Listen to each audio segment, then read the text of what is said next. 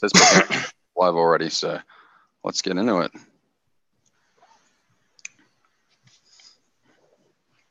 Ready when you are, Bob. Okay, so we're just going to pick up immediately where we left off with our last session, and what we were transitioning into after discussing historical method was historical sources, and the difference we're going to talk about today is, again, going back to the nature of historical work and how historians primarily operate upon texts and documents. But I don't believe we discussed it last session, but the difference between primary and secondary sources, did we hit on that? I don't think we got that. Just only mentioned. Okay, good.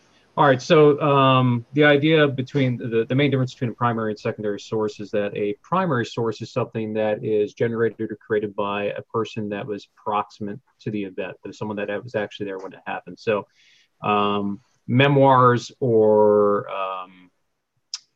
personal letters, or even chronicles to a certain extent can be considered primary sources, whereas secondary sources are something that are written typically by scholars, and they are condensing or recalling an event that occurred in the past. The waters can get a bit muddied here, and an example that I like to use sometimes between primary and secondary sources is if I were studying history, as in say we're studying military history, like famous battles of the past, then a textbook would be a secondary source. Obviously, yeah. we could look at a textbook. But if I were studying the history of historical textbooks, how textbooks have evolved over time, then the textbook itself would be a primary source. Does that make sense? Okay. Yeah. Perfect. Okay. All right.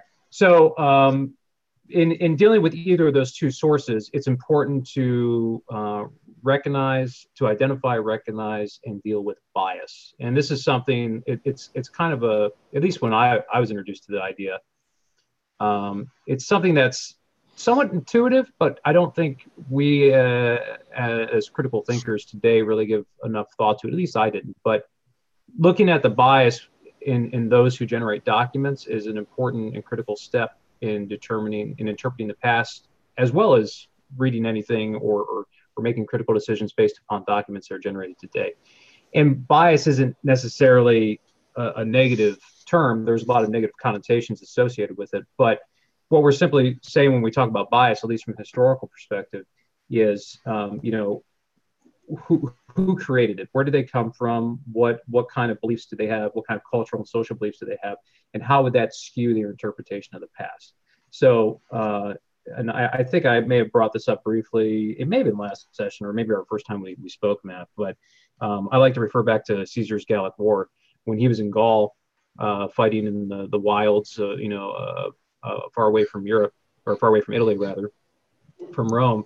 He created his memoirs, his book, not just as a personal record of his adventures and his accomplishments, but it was also a piece of propaganda. So the people back in Rome would realize how great of a leader he was and his value to Roman society. So a lot of what he wrote, academics look at it and understand that it was quite embellished at certain points. There was, of course, historical accuracy to it, but it's the duty of a historian and anyone interpreting text like that to understand the differences between cold hard facts and things that may have been embellished. And that's to be honest, that's what consumes a lot of academic historians, is basically interpreting documents of that nature. Okay. All right. Any questions about that? Oh, good. Yeah. Okay. All right. Oh, good. So moving on, the next topic is what we refer to as the engine of history. And this is it's more of a philosophical consideration, but what we're talking about, what we're thinking of when we discuss the engines of history is, in our interpretation as people living in the present and historians and thinking critically about the past, what drove the past? What has driven society or individuals throughout history to the point that we are today? And there's a few different ideas about that. And as you can see on the document here, economic interests and materialism is a more recent development in academic history, especially when you just get into dialectical materialism, Hegelism, and Marxist socialism. But economic interests have driven the past for as long as there's been agrarian societies and civilizations that have been established in one area or another. So that economic interest are what caused raiders from the steppes of Central Asia to come down out of the mountains and raid towns and villages. They weren't necessarily going after currency or money per se, but they were definitely going after valuable resources. So from a perspective, we could say economic interests have driven quite a bit of history. Great ideas are another factor that drive history. And when we're talking about great ideas, we're basically referring to those influential moments in history when visionary people came up with just a fantastic idea that revolutionized a particular era or the way we did business as a world culture in the past, or world civilization. So great ideas, of course, things immediately jump to mind: the automobile, the light bulb inventions, things like that. But also great ideas from a more philosophical standpoint. Going back to Marxism, different political movements. Communism obviously had a great impact on history. And the tensions between great ideas. For every great idea, there's also someone that might disagree with a particular idea, and the tension and conflict there is something that drives history. Closely associated to that are great men, and by men we don't necessarily mean males.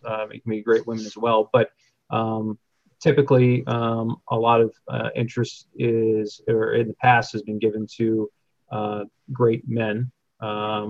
Either in regards to military history, it's particularly populated with men, especially military leaders, political leaders, things of that nature, or people of that nature. So in the future, we'll be covering probably a lot of works by field commanders or tacticians or political leaders, or even strategists who may have not necessarily fought in conflicts, but people that just had a certain vision about how to revolutionize warfare and resolve conflict.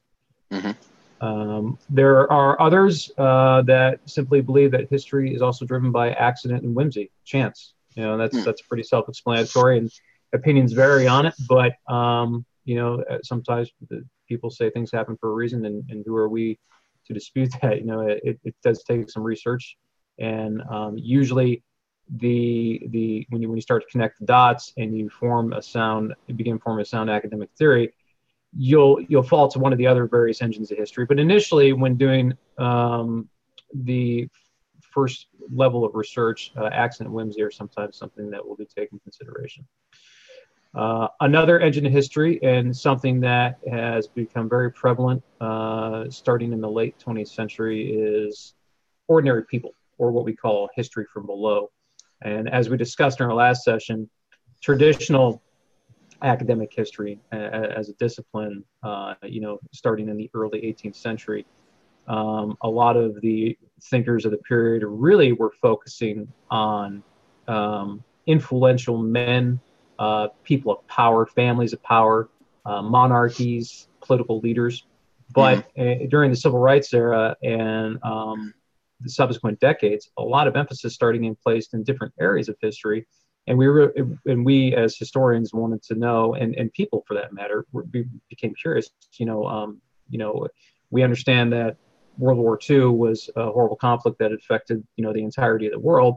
There's droves of books about Hitler and Churchill and Roosevelt and all the great figures, but what was life like for the everyday soldier on the ground? And that's what we call history from below.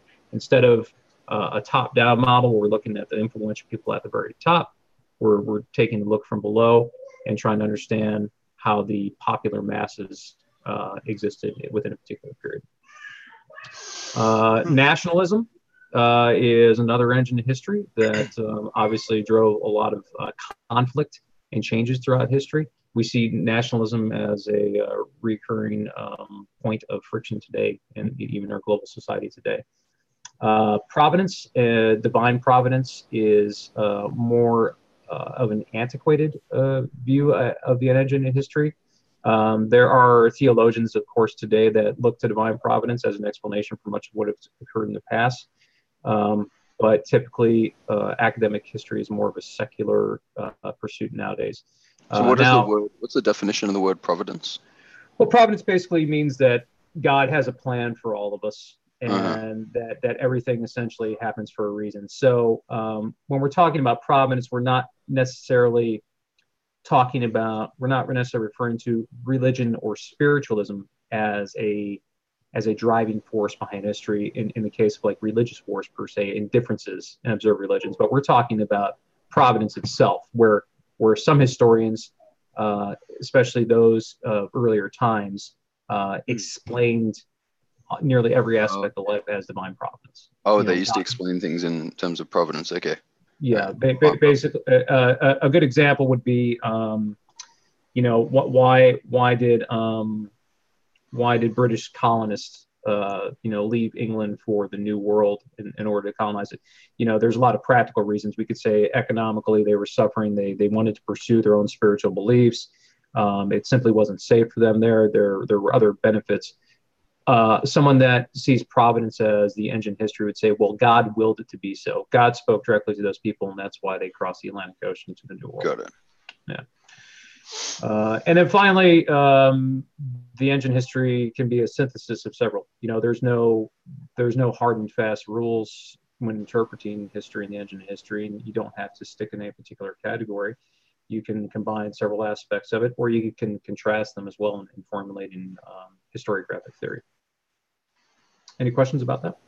I'm good. No. Okay. Excellent. All right. Now this section's a bit long, but again, I think it's very, it's related to what we just discussed. But again, I think it's very revealing and very illuminating, not necessarily from a historical perspective, but also it kind of gets you thinking about just the general evolution of events and where we are today philosophically and how we critically analyze things. Mm-hmm. So as we discussed in the previous session, historiography is the study of history. And throughout history, over the course of many decades and a couple centuries, academics have really been refining their practice based upon social and cultural trends of the respective periods. So major movements in society often affected many facets of society, and history was not immune to that. The practice of studying history does not occur in a vacuum. So as we'll see here, we can go down the list. Providentialists, what we just discussed, God's will. That we could trace that as far back as the 15th century. Although we don't recognize academic history as being an established discipline as far back as the 15th century, that's where the roots of the providential school of thought took root. Right. And that was pretty much the predominant form of study in the past up until the 18th century. Particularly popular among practitioners in the Western world, Europe, and the New World. That's basically where you see all your providentialists. Mm-hmm. Next, the Annales school of thought. It's a French term, and a lot of interesting things came out of this school. Basically, the practitioners, the philosophes, the French philosophes in this school, they started looking at history through a more secular lens than what was looked at in the past. And what they saw in history were they basically broke the past down into segments called durées, where you had short durées and long durées, and then you had something in between. And they felt that these epochs and these periods in history could be connected logically by certain things that might have taken place within those allotted time frames. So they had tried to identify all these beginning points and end points and significant events and stuff. Is that right? Exactly. And then they would link them together. So, if we're looking at a long durée and analysis of conflict, we could find similarities in wars and battles that are happening today, as that may have happened, as far back as Mesopotamia. Okay. We could draw correlations between the evolution of warfare in that regard. And then if we wanted to make that particular time frame much smaller and shrink it down, we could obviously look at different aspects of warfare.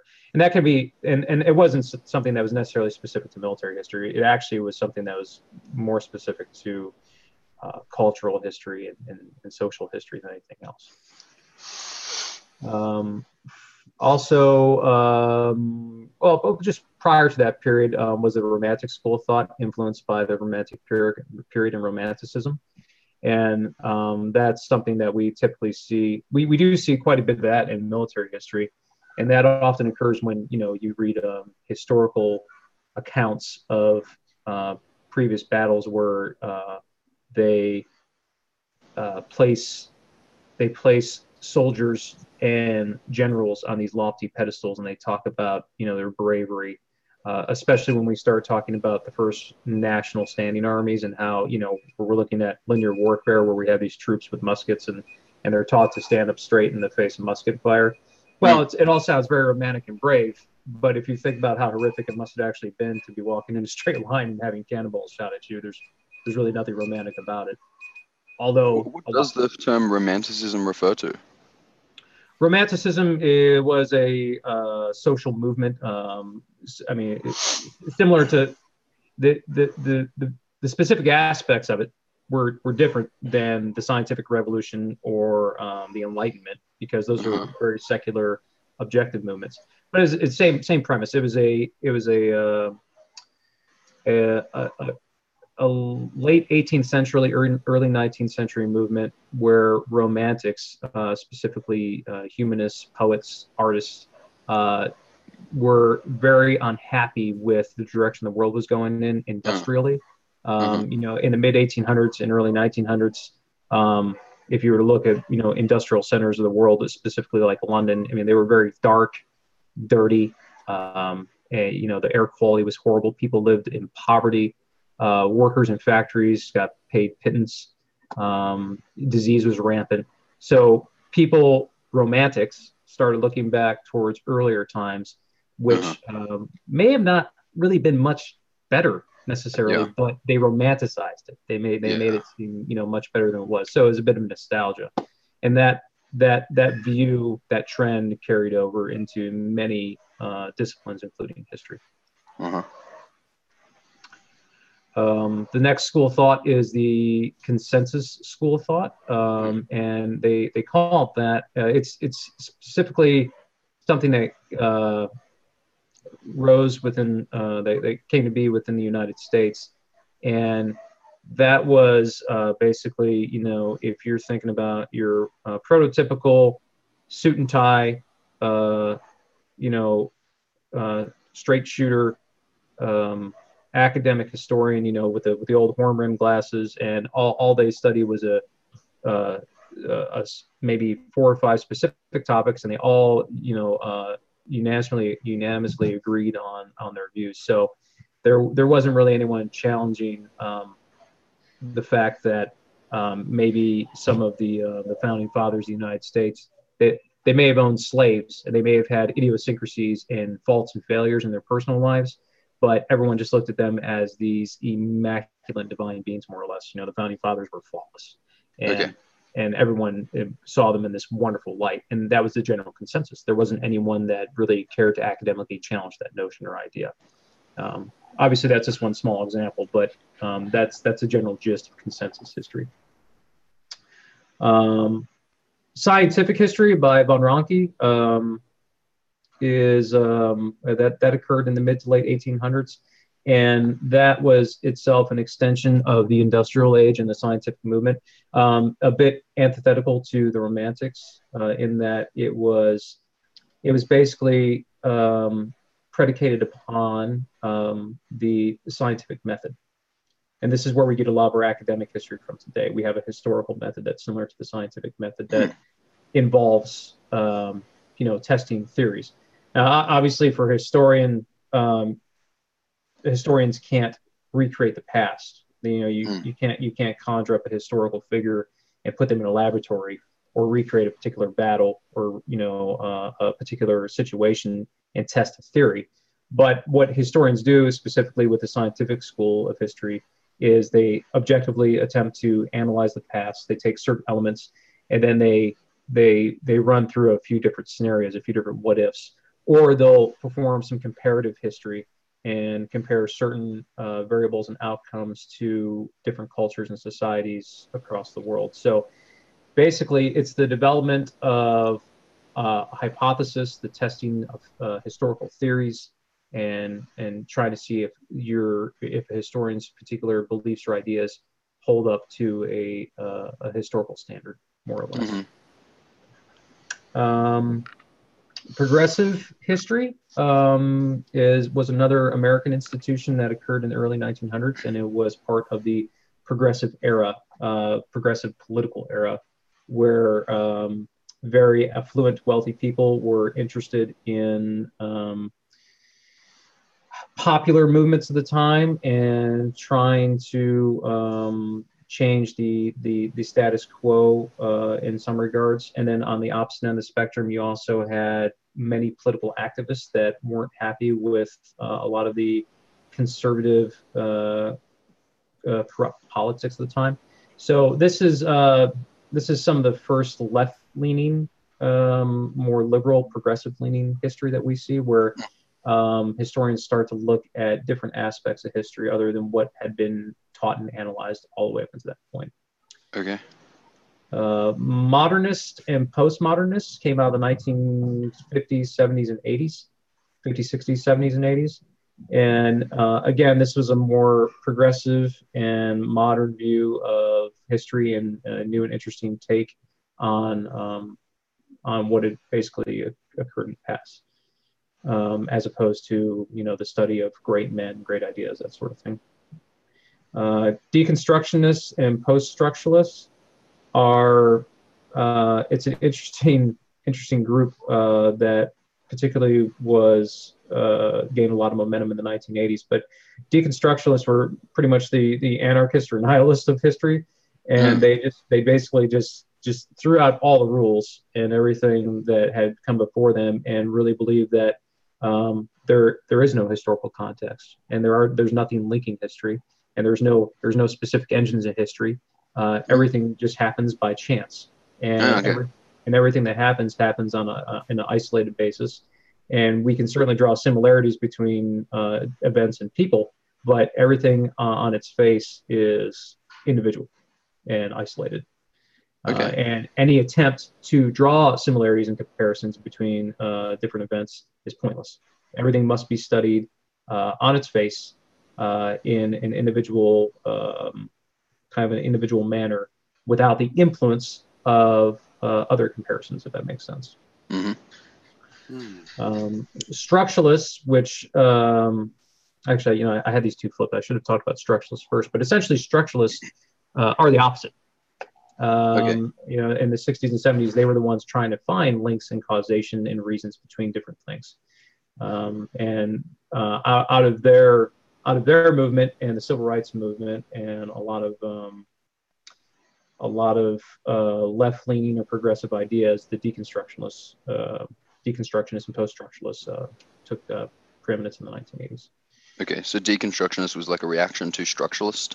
Yeah, and you'll see that a lot with with philosophy in general, and a lot with history and other academic disciplines. You have particular movements, and then you have counter movements. Okay. And it's something that occurs quite a bit, and we see this in politics, economics, all throughout history. That whenever there's a movement, it gains momentum. It kind of hits a certain apex where it's incredibly successful, and everyone's more or less on board with it.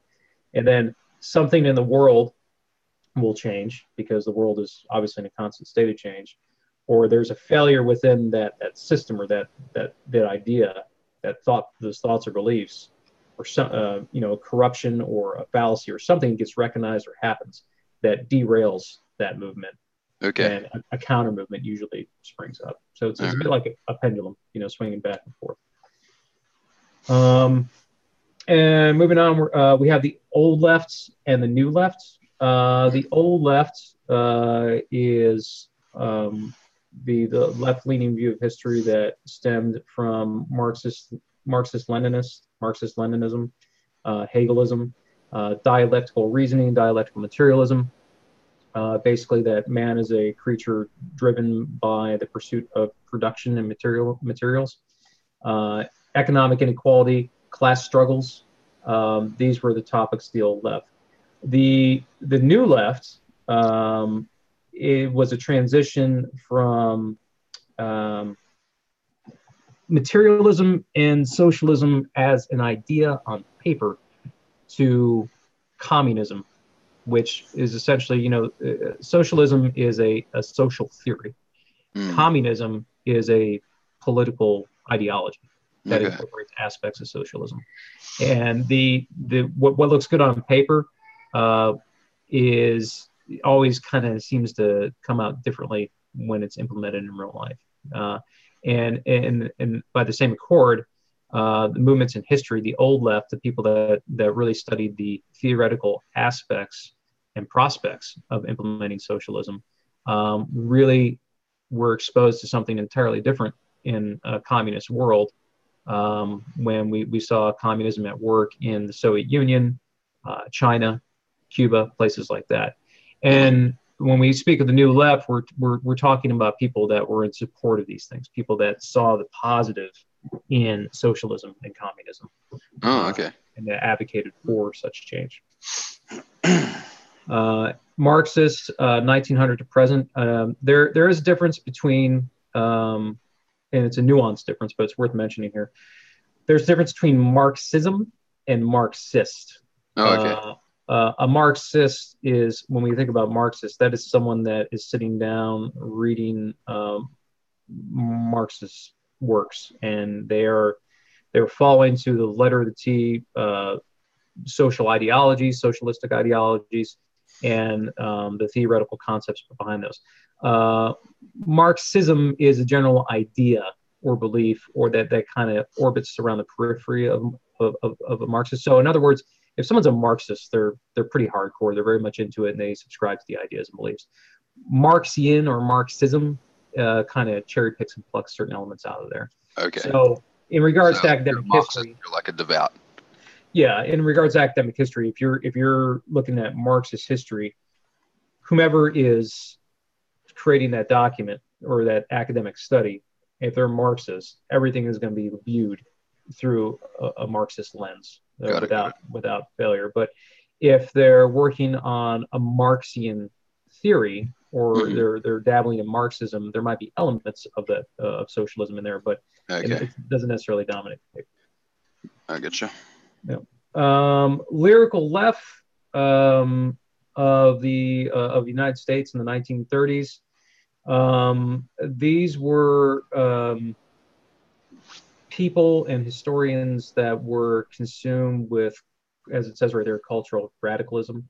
And that radicalism, that dramatic change in worldviews, stemmed primarily from economic conditions and the Great Depression that occurred during that era, which gave people a very bleak outlook on life, but it also prompted them to try to enact change.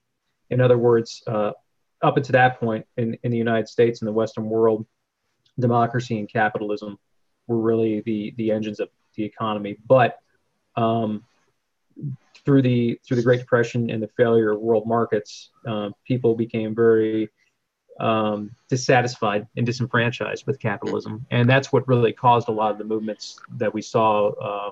The popular rise of socialism, the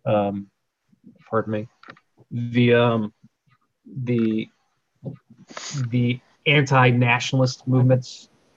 People again were just not very happy with the status quo, and that's why they turned. That's how socialism and communism gained such steam against nationalistic views and ideas, and especially fascism. Positive. Do you have a question? Nope. Oh, sorry. No, it's fine. Positivist is a European, mostly French model that is somewhat related to the earlier knowledge model, but positivist, as the name implies, they see everything in the most positive light possible.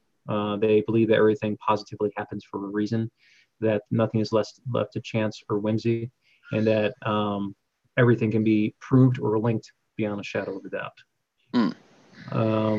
Are they like providentialist, or it sounds like they went back?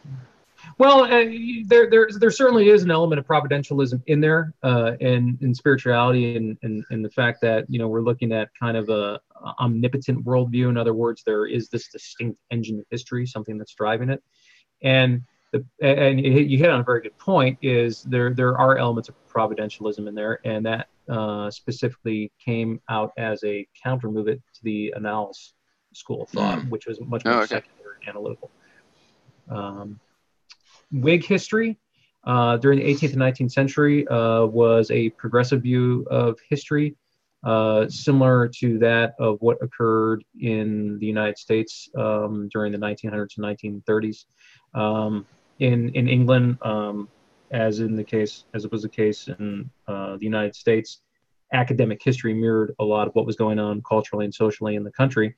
And we saw a lot of movements in England where they were very disenfranchised with the status quo, and we saw the rise of socialist parties that wanted to make moves in that direction. So, not surprisingly, a lot of academics also were interested in studying that as well. And then wrapping it up with these last four down here, feminists, the rise of the feminist movement in the 1960s gave rise to feminist history. Post-colonialism and post-colonial history was also something that arose during the civil rights era, and that is it's not so much the study of European and Western powers in a post-colonial mode or mindset. It's more of an emphasis placed on those areas of the world and those people that were affected by colonialism. So studying texts from African academics or Indian academics, and how they responded to colonization and imperialism is the whole point of colonialism, or post-colonialism.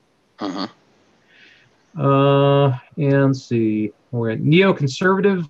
Neoconservatism is a reactionary movement that is, if you notice the general trend over these last 5 or 6, well, my internet connection is unstable. Can you all see me okay? Yep. Hear me fine? Yeah, okay. fine. Okay. But neoconservatism was basically a reactionary movement, and it's something that it has, I think, grown in momentum over the past decade or so. We're seeing it where it's more of a right-leaning conservative view of history, and it's reactionary to a lot of the things that we've just discussed, a lot of the left-leaning moves in history and society. So again, we're talking about the pendulum swing. We started out on a somewhat conservative slant with providentialism and a very select group of people viewing history through a very specific lens. And we moved to a lot more liberal and progressive history, where we started viewing history from below and the life of common everyday people and marginalized people, people that have traditionally been marginalized, such as minorities and women. And now we're seeing a shift back to the right, where we're looking at more conservative values.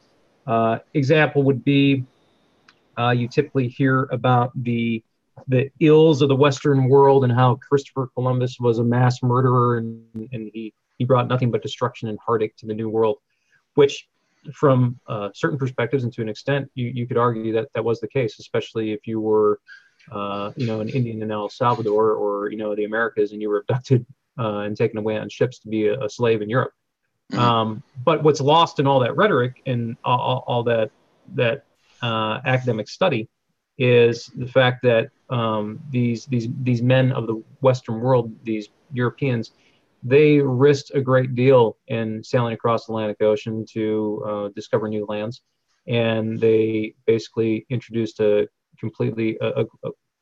to a global society. And if it wasn't for people and thinkers of that nature, then we wouldn't be where we are today. So just because they might have had some idiosyncrasies or may have done some unfavorable things or done some reprehensible things is not a reason to dismiss them from history and not study them at all. And that's the whole point of neoconservatism. And then one question, like, does history try to label things good or bad? Well, it's really dependent upon the individual historian in the discipline. And what I like to go back to, just as kind of to set a foundation and a reference point for this discussion, is academic objective history, is the pursuit of the past, the study of the past on its own merits. And ideally, historians should not judge. They shouldn't say this is right or this is wrong necessarily. Okay. But objective academic history, if that was the only flavor of history we had, it would be pretty boring.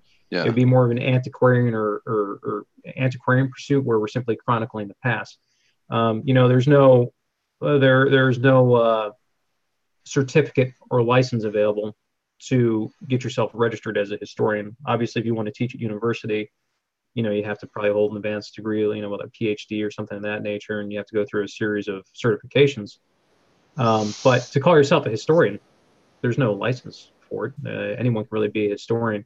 So it depends upon the individual worldview of the historian, their objectives, their bias, their methods. Some historians, all they do is judge history, and they do that sometimes to meet ideological or political ends. So again, that really comes into interpreting your sources and seeing who's writing things. And neo-providentialism, as it infers, is basically a kind of a return to providentialism, but practitioners of this discipline, instead of simply looking at everything that occurs today as God's will, are more interested in human agency and free will, and how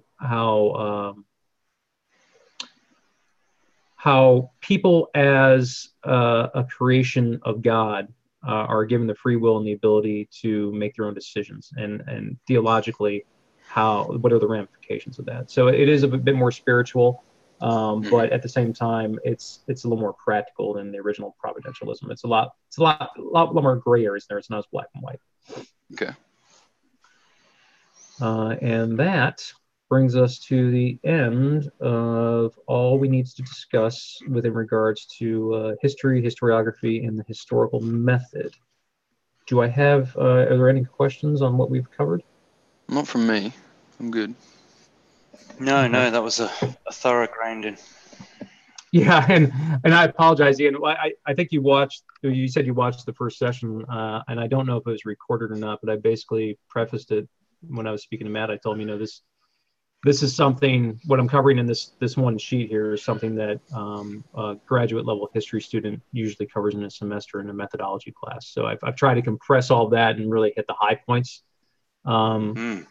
If there's anything in particular that interests you and you want to pursue a particular school of thought with more vigor or more detail, then let me know, and we can definitely talk about that. But if not, if there are no questions, I'll just briefly touch upon what direction I think we should go in next based upon what you've told me. And if you guys disagree with this and you want to do something different, obviously I'm completely open to that. Yeah. Take a look. But since we've established the foundation of history, historiography, and the historical method, and now we understand the perspective, the lens through which historians view the past, we can actually move on to the more specific subject matter that I think you all are really interested in, which is conflict, war, strategy, leadership, things of that nature. So what we could do for the next session, which I think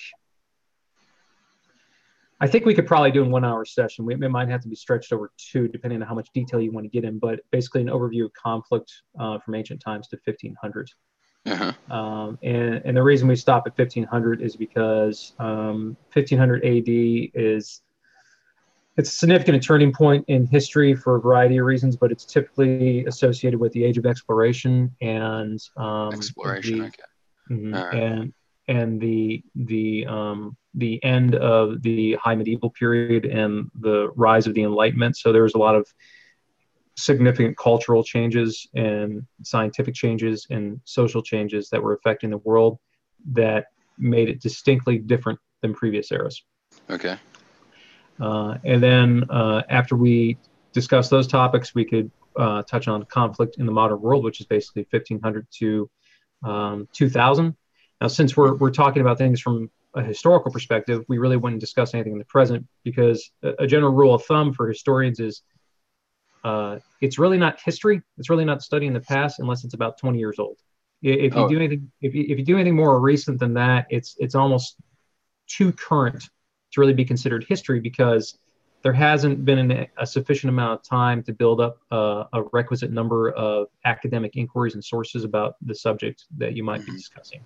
Yeah, right. So if I want too much bias, right?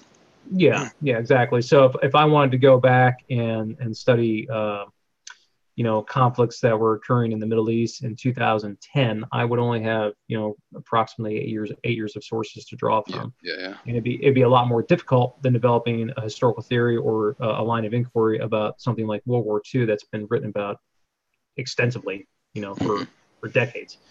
So that's why we would stop at 2000. Now, if you all wanted to bring some of these applications and some things we're talking about forward to the present, we can also look into doing that. But from a historical perspective, that's where I would stop. That sounds good to me. Okay.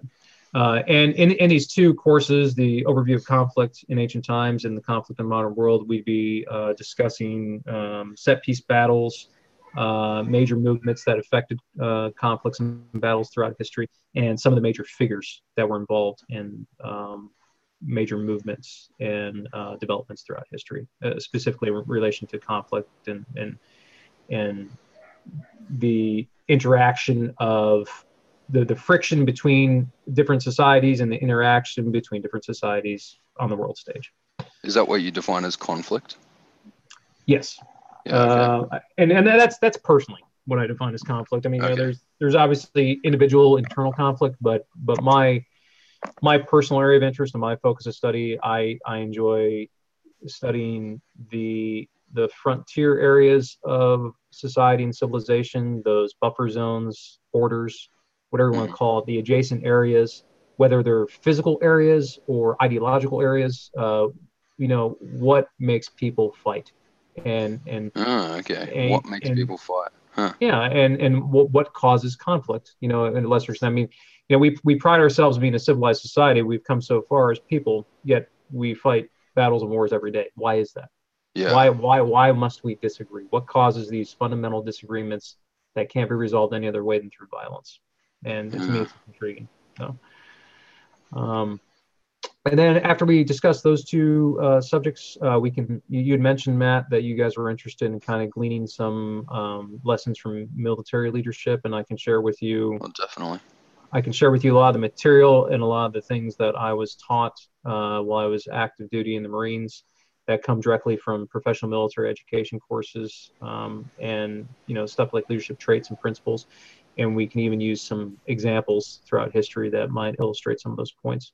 Oh yeah, I guess even we could study like specific leaders. Do you study? Yeah. Yes. Yeah. Exactly. Yeah, that'd be interesting. And then to wrap it all up and kind of bring it together after we've discussed physical conflicts, influential people, influential civilizations, and the principles of military leadership, we can bring that together with military thought and theory, which is more of an examination of the pieces on the chessboard, so to speak. What are the principles of siege warfare? What's the difference between grand strategy and strategy? How do we define the operational bridge between strategy and tactics? Where are the single point failures in systems like that? How can you apply those lessons to everyday life as opposed to being out in the battlefield? There's a lot of things to be gleaned from that as well. And so these four things will kind of like set us a foundation for us to go into specific like conflicts. Yes. Yeah. And then once we've covered all of the general areas in those, then I think at that point, hopefully my intent is that you both will be well equipped enough, familiar with the various periods in history enough that you'll say, well, I remember we discussed the 100 Years' War a couple weeks ago. And I was curious about the difference between the 100 Years' War and the 30 Years' War, and how religion and economics may have played a difference in there, or specifically you might look at a particular battle that we touched upon, or a particular work. You mentioned in your job posting that you guys read Sun Tzu and The Art of War, and that's one of many Chinese manuscripts dedicated to strategy. Right. Yeah, going through works like that would be great. Yeah. Another ones you recommend? So yeah, my goal is to kind of get you all a firm foundation to get you equipped well enough to where you can make educated decisions and requests upon what direction you'd like to go in. Because again, you have your business, and I know you're doing this for a very specific reason. I don't know that business, and I think if I give you this information, you'll be able to pull the nuggets out of there that are applicable to what you're doing that would be of greatest interest to you, and we can cover those in detail. Yeah, good. Okay. So we'd probably leave it there, and next time we can pick up on this ancient times to 1500 AD. Yeah, and I'll take a look at it. I think because we're just going to do a general discovery sort of thing on it. We're just going to kind of hit the major high points of it. I don't think we're going to go into too much detail. I believe we should be able to cover that in one session. Is it just to get across like a chronology? Yeah, and essentially that's what it's going to be. It's going to be a chronology. Outside the obvious fact that materials and change. What differentiated the Bronze Age from the Iron Age? Oh yeah. Who are the major players? Cool. Yeah. Yeah. Who are the major players in those epics? Who are the major civilizations? And it's going to go. I think go a little bit beyond just the battlefield. When we're talking about the Roman Empire, for instance, we have to give consideration to the Papal Schism. We have to give consideration to a lot of other things besides just troops on the field. Yeah. Things like that. So. Oh yeah. Well, I'm totally keen to learn just the general history, so I'm down for that. Yeah, I think that might give us the opportunity as well to see repetitions, because looking at this chronology of the history, there's got to be patterns that emerge, things that kept being done the wrong way, the right way, and in between. Yeah, absolutely. And that's, that's one of those, I think that's one of those schools of thought, that's why I wanted to cover the methodology first, is because that's a terrific view. And that's one of many views of how to interpret the past, and there's no right or wrong way. So as we go through different conflicts or study particular things in history, we'll be able to say, okay, we're using this particular school of thought's reading on the thing we're studying right now at this time, right? Yeah, and that comes from, specifically interpreting the sources too, because we might be able to, what they call, it's something I didn't touch on in our class, but it's called, reading against the grain, where essentially you're going to read a narrative description of the past in a particular book, and you'll notice that there's some glaring omissions or something that just might not be covered, and then you have to kind of read against the grain, read between the lines and understand why it was written that way. What are the patterns in that analysis, and where do we see repetition in other areas of the past? Yeah. And the goal, I think, for you guys at least, is to kind of take this compilation of all these historical lessons learned and this perspective on the past and roll it into a worldview or a thought process that will help you in your daily lives and specifically with your business. Yeah, pretty well said. Yep. Nice. Okay. Nice. Shall we leave it there then? I think so. Unless you have any further questions for me. I think I'm good. I'm going to click stop. Until next time.